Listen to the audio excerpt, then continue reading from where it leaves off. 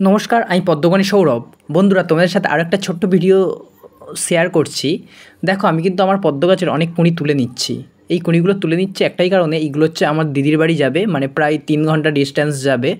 তো সেই কারণেই আমার দিদিরা নিয়ে যাবে, সেই জন্যই আমি তুলছিলাম।